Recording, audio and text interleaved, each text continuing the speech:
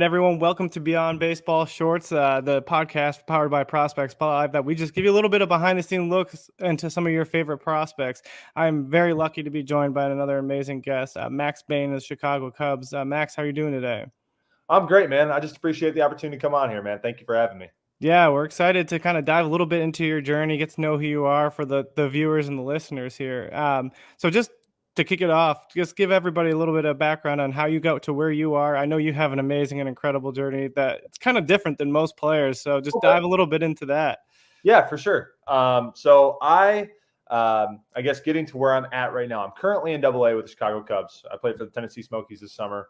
But if we backtrack back to about 2019, that's when I graduated from Northwood University, Division II school up in Michigan. Played there all 4 years, didn't do the whole JUCO route, and had some pre-draft interest, talked to a couple teams, had a couple pre-draft interviews, but nothing quite came together. And to be honest, it was probably for the better. Yeah. I don't know that I was ready for minor league baseball at that point. So I was fortunate enough to be able to continue playing. I played a little bit in that summer for the Kalamazoo Growlers in the Northwoods League, and eventually signed a contract with the United Shore Professional Baseball League out in Utica, Michigan. So it was a neat opportunity that allowed me to keep playing, get paid while playing, and live at home. So, but I left that 2019 season unsigned, kind of wondering like what was going to make me stand out. I think that was really my first exposure to being on a team where everybody expected to sign. And that's not a knock against the guys at Northwood or anybody in Division II for that matter. I just don't know that that's the goal for everybody when they go or they commit to a Division II school for 4 years. It's a very team-centric game where everybody's trying to win, and you're just trying to make the most of the 4 years. And I think we did a pretty damn good job of that too. Being in Utica, that was the first time, like I said, I had been exposed to a team where everybody was trying to sign. And I found myself continuously, or I should say repeatedly, like looking around, like, what am I going to do here that's going to make me stand out from all these guys? You hear about scouts at every game and whatnot. You just want to be one of those guys that they look at, and you got to stand out. That's what it comes down to. So I was fortunate to have some pretty great mentors there. Ty Hensley, who's a former first-round pick, I think 2012, same year as Stroman. I was fortunate enough to have him around. A couple good assistant coaches, really just kind of taught me what it was like to be a professional. But I left there, like I said, unsigned. So I kind of took things into my own hands for the first time. I went to Cressy for lifting. I went through Driveline for throwing, and really kind of reinvented myself. I went in the offseason at about 280 pounds, 285. Was down from about 300 when I graduated. Wow. So I was about 285 when I went in the offseason, got down to about 260, and saw myself jump from a guy that could touch 91 to a guy that could touch 97.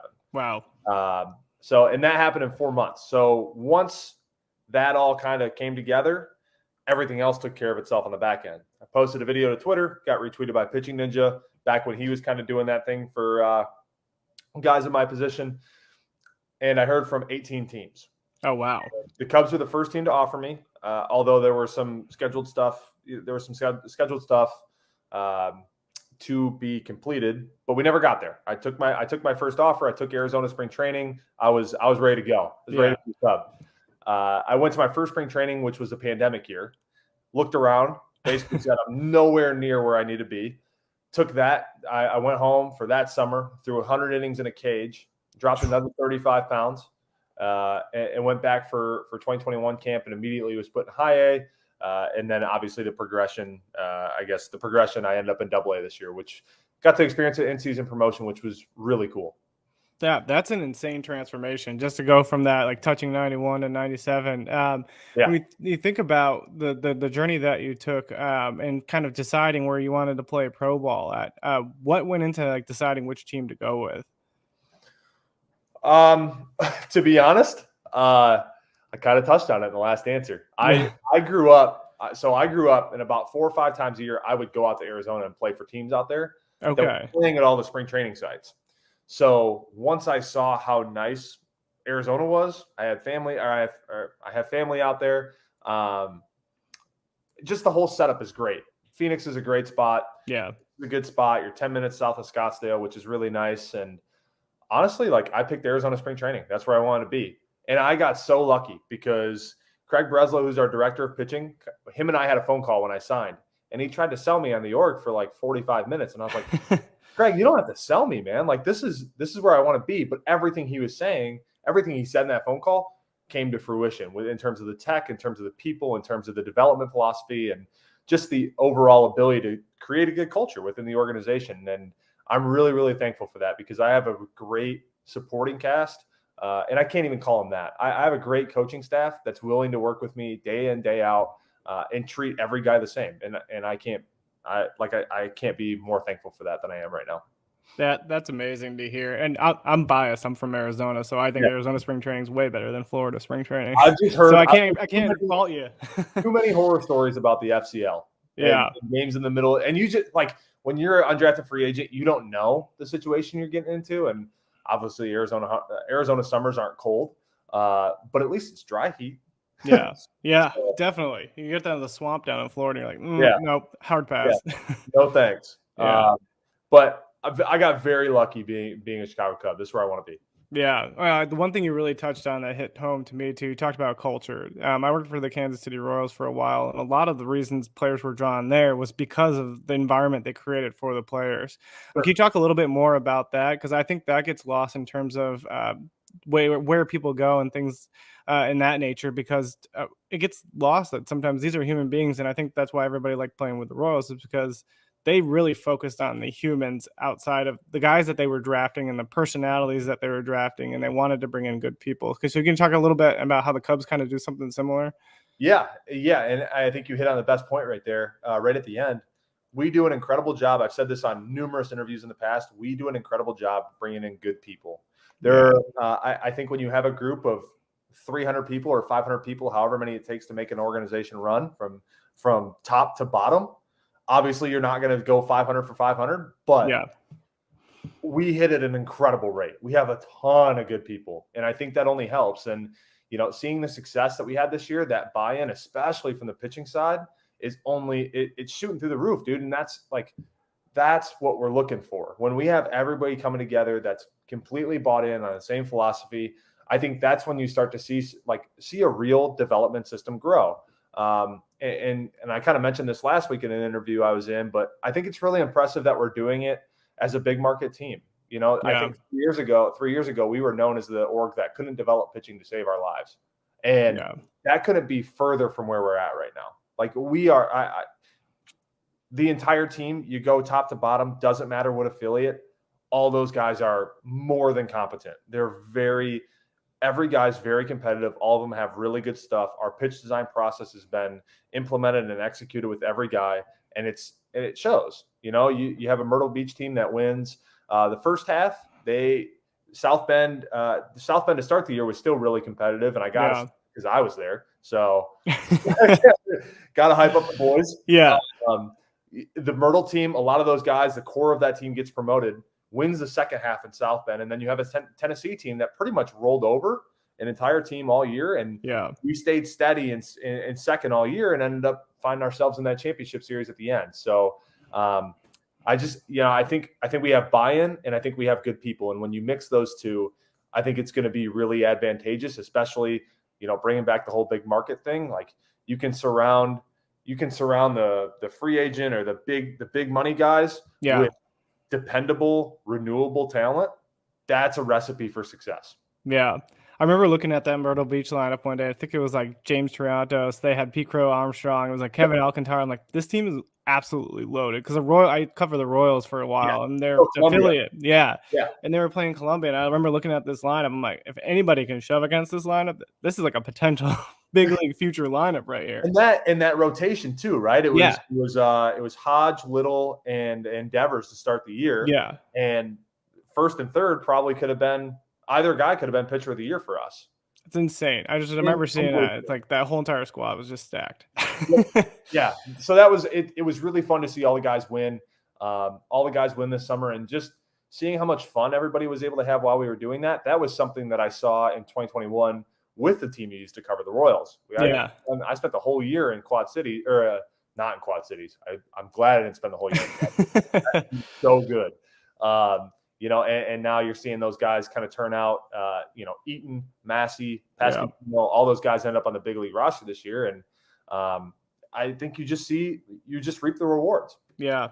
Yeah. I mean, that's just incredible. And now that you kind of got to go through the playoffs and things like that, what are some of the things that you're looking forward to this offseason or that you started to really dive into?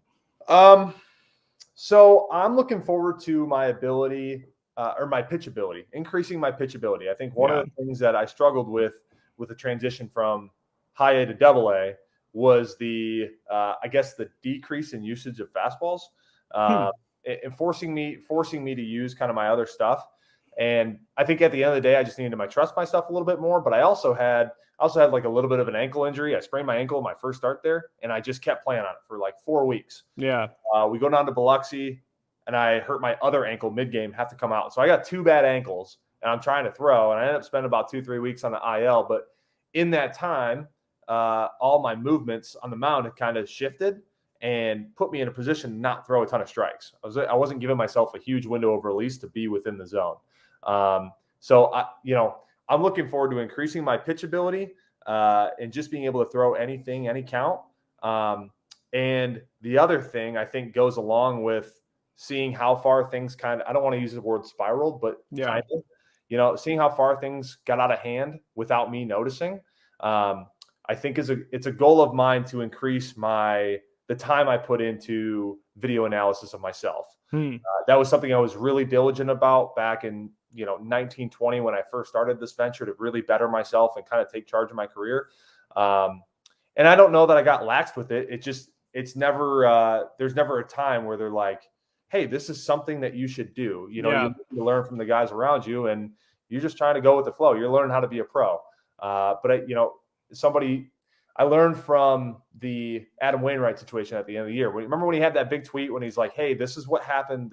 I didn't notice this. And this is why I pitched the way I did down the stretch.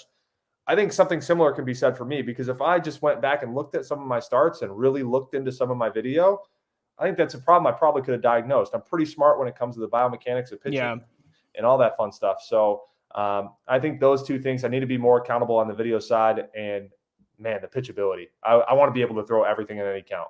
Yeah, and just kind of have that confidence. And I think that's one thing that that I really noticed with Kyle Wright when he talked about in the postseason interview, and they asked him if he was prepared for the postseason. He's like, there was a time where I had confidence in none of my stuff, and he was like, I was going out there and I just had no confidence in what I was doing on the mound. He goes, then I had one good start in the postseason, did a lot of mind working on the mindset and on the mental game, and then next thing you know, he's just fruition to this like number 1, number 2 type starter.